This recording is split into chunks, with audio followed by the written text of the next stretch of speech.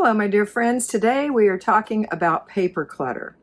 It's me, Kat, and I'm here to give you a peaceful home, streamlined home, calm home. That's what I want you to have. If you don't have that right now, then that's why you're here. And I haven't talked about paper clutter in a while, so we're going to talk about that today.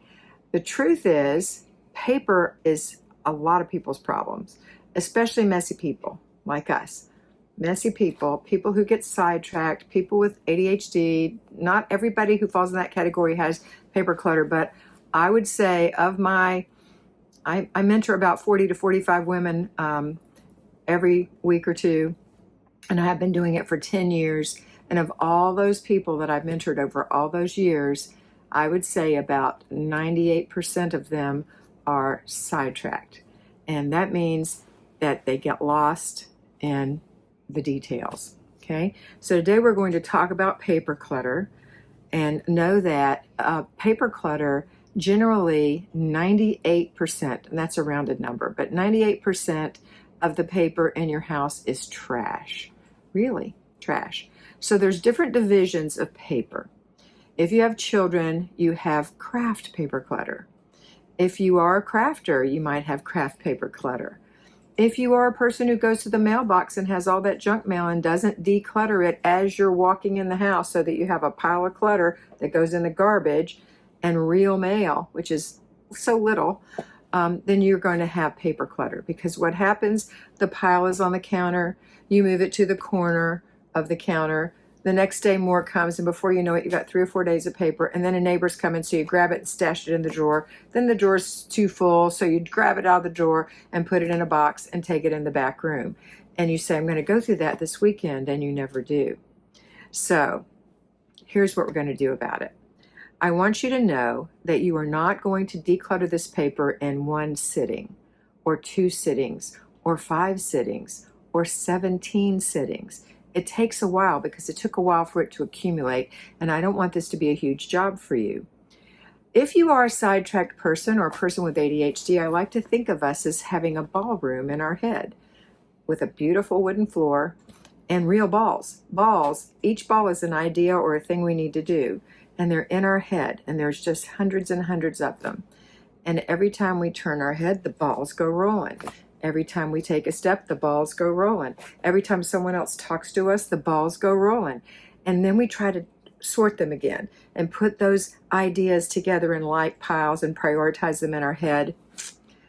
A born organized person may have the same ballroom and the same balls, but they've got closets, labeled closets or bins, and the ideas or things to do go in those bins. So when they turn their head or someone talks to them or they get another idea, they don't lose it. It's in that bin. But I don't have that. If someone's talking to me while I'm thinking, I get distracted and I have to remember what I was thinking about, and it's very frustrating. That's ADHD, okay? Now, I'm not a person who's going to diagnose you, but I'm just saying you could be sidetracked or have ADHD. So if you're happier with sidetracked, that's great. What you're going to do is take all of your paper and stack it up in your head, or get a general idea. If you've got a box here and a box here and a box there, if you put those boxes on top of each other, how tall would that be? Just know that most ceilings in homes are 8 feet.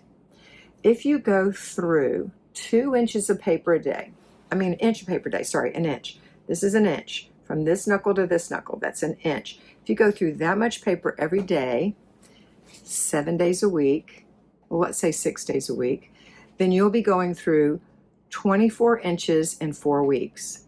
So if you only did it 48 weeks out of the year, you'd be going through, hold on, let me do the math. Or you'd be going through 12 feet of paper in 1 year. Is that right? Let me do the math real quick. Hold on. What did I say? An inch, 48 weeks. Yeah, 48 weeks. So 4 inches. 4 weeks is a foot. Yeah, that's 12 feet of paper a year. 12 feet of paper. So if it piles to your ceiling and piles halfway again, that's 12 feet. So if you have 24 feet, do the math. That's how long it'll take it to go away. However, is it going away now? No, it's building. So we're going to talk about the paper you have, and we're going to talk about future paper clutter prevention. So first, the paper you have. When you go through an inch of paper a day, I want you to do it first thing in the morning. So if you get up every morning and you do your morning ritual or your morning routine where you wash your face, brush your teeth, moisturize your skin, fix your hair, put on a little makeup, get your clothes on, wipe out the sink, swish the toilet bowl, empty the dishwasher, that's a morning ritual. And maybe you do a load of laundry, and then you sit down with a cup of coffee before you call the family in or start making breakfast. When you're doing that cup of coffee, I want you to pull 1 inch of paper. So some people keep the paper in their laundry room if they have a laundry room. If not, wherever it is, go get some. Or you can take 6 inches of paper and just put that in a box or a shelf or somewhere where you can get to it, a drawer, so that you can pull out 1 inch every morning when you're sitting down with your coffee and you go through the paper. When you go through the paper, you are not going to dawdle. You are not going to putter.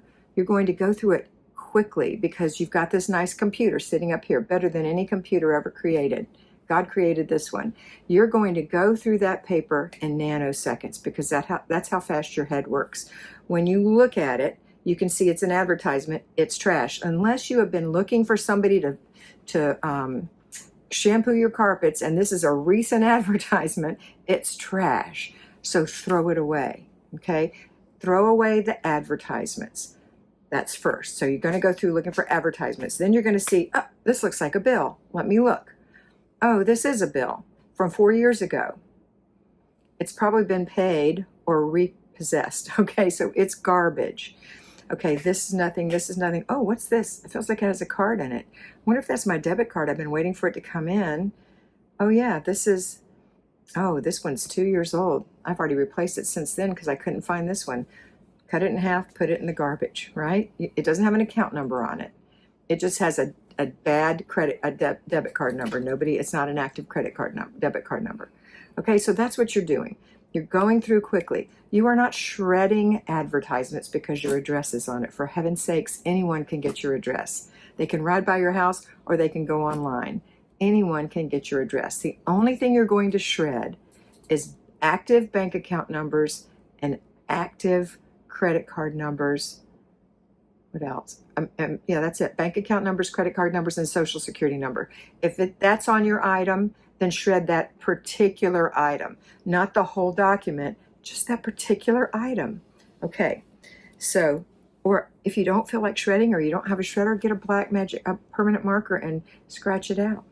And then put it in the garbage and dump some banana peel on it and coffee grounds. Nobody's going to go through your garbage. People go through the computer now. They don't really go through your garbage. So don't waste a lot of time doing silly things. And I don't mean to say that you are silly. I'm saying that we do things out of habit that if we really think about it, it's not important and we need to not waste our precious time. Okay, so you're going to go through an inch. It won't take you long. Nanoseconds. Boom, boom, boom. The other thing that people always want to save are those EOBs, explanation of benefits, that your health insurance company sends you to show what they've just paid for.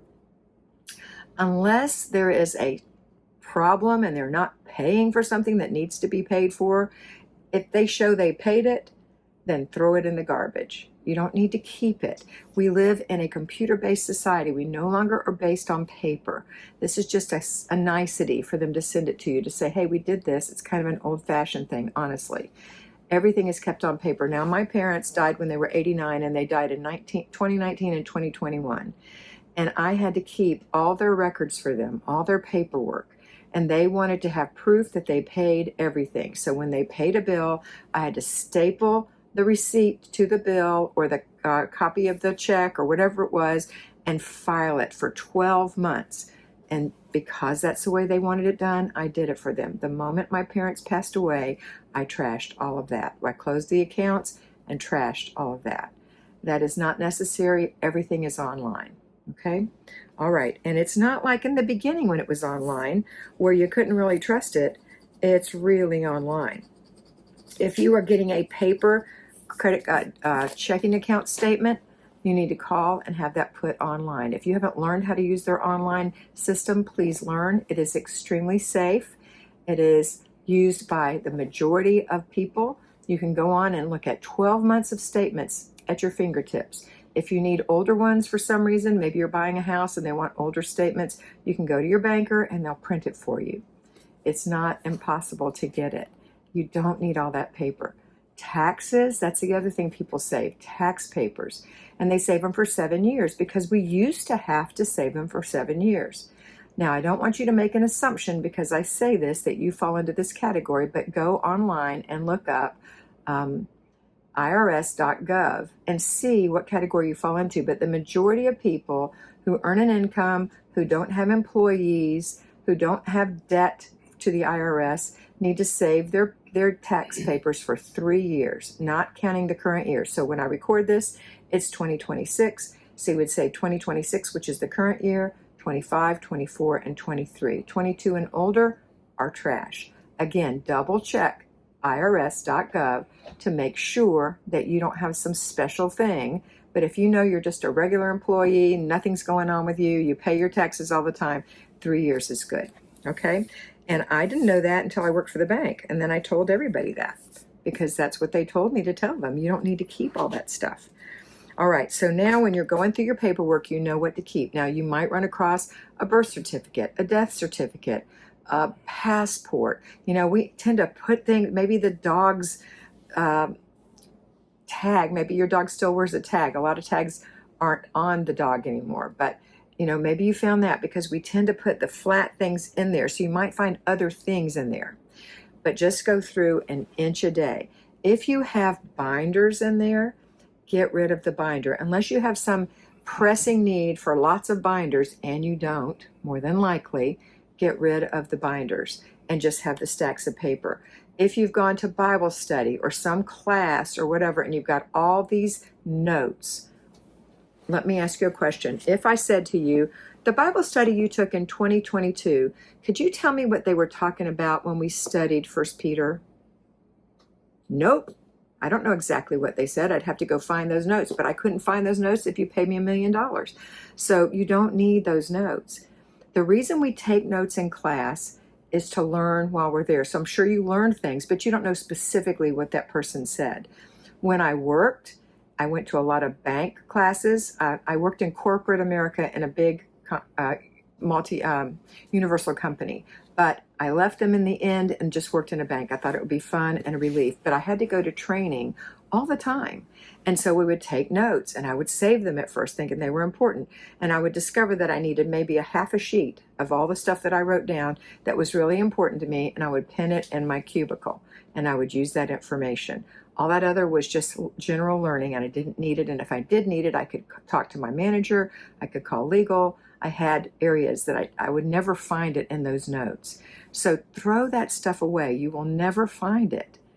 If I said cookbooks or recipes are another thing. If I said, could you get me that artichoke recipe, that baked chicken and artichoke casserole recipe that Mary Sue gave you at that picnic 5 years ago? Nope, you can't find it. And all those things that you've cut out of magazines and things, it's unlikely that you're going to make all that, or you're going to live long enough to make all those things if you made a new thing every week. We tend to like the same things and occasionally put something fun in, but everything is online now. So you can put in a search and find what you need, okay? I'm not saying you can't keep it. If you're using something, if you've got a file and you're using it, that's great. I'm talking about this pile of paper, okay? So that should cover it. That's most of the things I can think of, but you can surely put this together in your head and say, okay, I get it, Kat. These are things I wouldn't be able to find if I wanted to, that are taking up valuable real estate in my home, that are giving me pressure, maybe depression or anxiety, just from having all this stuff in my house and not quite knowing what it is. You get an accordion folder. You don't need a big giant metal file folder, not in 2026. A little accordion folder, or maybe one for your children, each of your children for their school things that you want to save, and then one for your household, or two. You don't need a big giant file system. And then get rid of everything. You're going to feel so much better, and you can get that ugly thing out of your house if you do have one of those. All right, but again, 1 inch a day. Don't waste a lot of time on it.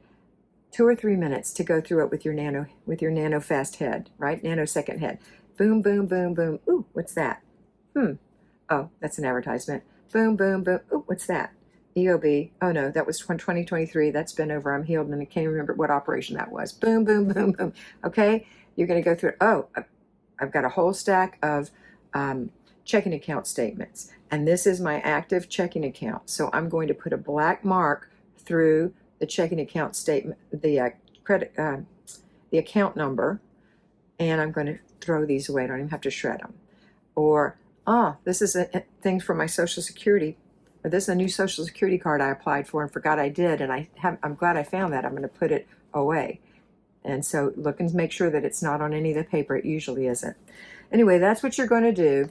It's going to take you very little time every day. It's going to be a very passive thing, just 1 inch, couple of minutes before your coffee's even cold. It'll be done. And you do it every morning, Monday through Saturday. And before you know it, you'll be going through 12 feet of paper, and you probably don't have 12 feet. If you do, it'll still be done in a year. All right, that's it for today. I hope you have a wonderful day, and I hope you always remember to be beautiful because you are beautiful.